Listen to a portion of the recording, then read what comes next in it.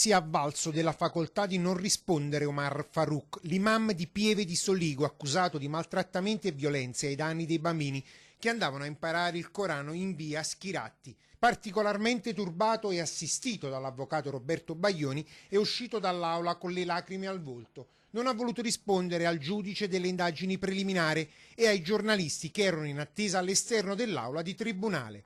Il viso, travisato da un cappellino rosso, nascondeva le lacrime. Accompagnato da un amico, ha subito lasciato il palazzo di giustizia per evitare di rispondere alle domande.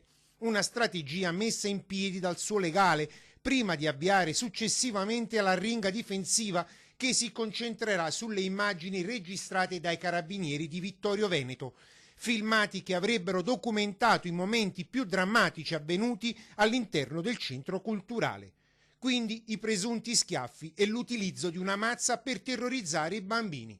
Racconti confermati dalle insegnanti dei bimbi che avrebbero raccontato cosa accadeva nella piccola moschea, denunciando tutto agli investigatori, in alcuni casi anche contro il volere delle famiglie dei ragazzi maltrattati che non si sarebbero presentati dai carabinieri.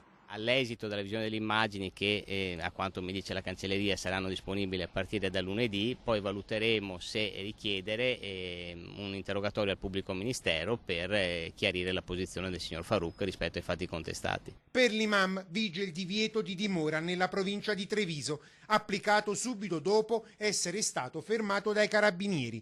Incensurato e in attesa di diventare padre per la terza volta, ha sempre risposto dichiarandosi innocente. Analoghe parole pronunciate dalla comunità bengalese residente a Pieve di Soligo, come dal suo vice alla moschea che lo ha sempre difeso. E in attesa di visionare le immagini l'avvocato così risponde. Si potrà valutare un'eventuale richiesta di riesame nei termini di legge o eventualmente più avanti una richiesta di modifica. Poi non abbiamo ancora parlato di questo, insomma.